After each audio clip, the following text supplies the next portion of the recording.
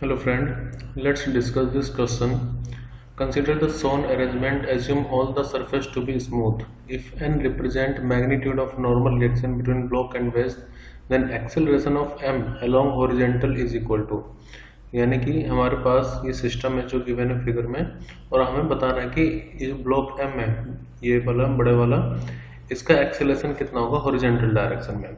तो हमें पहले ये देखना पड़ेगा। देखो, न्यूटन सेकंड लॉ के according summation of all the forces equal to होता है मास इनटू एक्सेलरेशन के।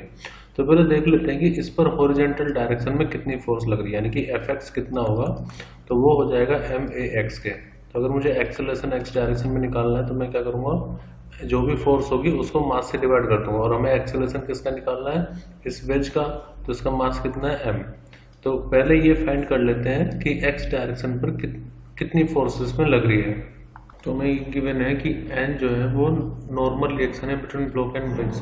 तो जो नॉर्मल रिएक्शन होगा इस सरफेस के 90 डिग्री पर होगा, तो ये मान लेते हैं इस तरफ है नॉर्मल रिएक्शन। एंड अब ये एक तरह से एक्शन होगा, तो इसके अपोजिट डायरेक्शन में इतने ही मैग्नीट्यूड की रिएक्शन हो रही होगी इसके अपोजिट डायरेक्शन में। तो मैं इसको n डैश कह सकता हूँ क्योंकि दोनों इक्वल एंड अपोजिट होंगी।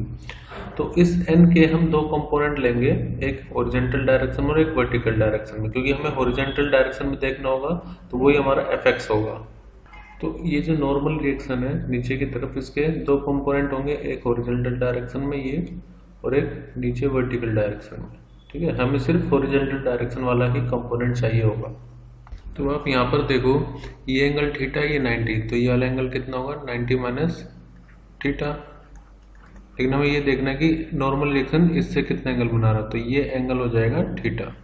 इसका मतलब ये कि जब आप n के कंपोनेंट लोगे, देखो किसी भी वेक्टर के अगर आप कंपोनेंट लेते हो, मान लो कोई वेक्टर a है और उसके आप दो कंपोनेंट देख रहे हो, अगर जिस एक्सिस से एंगल थीटा बना रहा होता है वो होता है a cos थीटा, और दूसरा वाला हो जाता है a sin थीटा। तो आप ये देखो, नॉर्मल रिएक्शन जो वर्टिकल लाइन है उससे थीटा एंगल बना रहा है, तो नॉर्मल रिएक्शन का इधर कंपोनेंट कितना आ जाएगा n cos थीटा, जो दूसरा कंपोनेंट है वो कितना हो जाएगा n sin थीटा। अब हमें ये पता चल गया है कि ये जो वेज है इस पर एक फोर्स लग रही है कितनी, n sin थीटा की, और यही हमारी Fx के इक्वल होगी। तो Fx इक्वल टू कितना आ रहा है n sin थीटा, और आप इसकी डायरेक्शन देखो, डायरेक्शन क्या हो जाएगी माइनस आई कैप, यानी कि x की अपोजिट डायरेक्शन में। तो एक्सेलरेशन इक्वल टू कितना हो जाएगा, फोर्स अपॉन में m, तो n sin theta divide by mass of ways m, और ये इसकी डायरेक्शन क्या होगी माइनस आई कैप। इसका मतलब ये है कि जो एक्सेलरेशन लग रहा है उसका मैग्नीट्यूड होगा n sin थीटा अपॉन में m, और ये नेगेटिव x एक्सिस के अलोंग लगेगा, तो इसलिए करेक्ट आंसर होगा option C, n sin theta upon में m along negative x axis. मैं फिर से बता देता हूँ, यहाँ पर नॉर्मल रिएक्शन ऊपर की तरफ था, तो ठीक इसके अपोजिट डायरेक्शन में भी उतनी ही नॉर्मल एक्शन होगा। देखो, अगर आप इसको एक्शन बोल रहे हो तो आप इसको रिएक्शन बोल दोगे, लेकिन मैग्नीट्यूड दोनों का इक्वल होगा according to Newton's third law of motion. तो मैंने n के फिर दो कंपोनेंट निकाले हैं, हॉरिजॉन्टल कंपोनेंट और वर्टिकल कंपोनेंट, क्योंकि एक्सेलरेशन सिर्फ हमें हॉरिजॉन्टल डायरेक्शन में चाहिए था, तो इसलिए हमें एक्सेलरेशन मिल गया n sin थीटा अपॉन में कैपिटल M।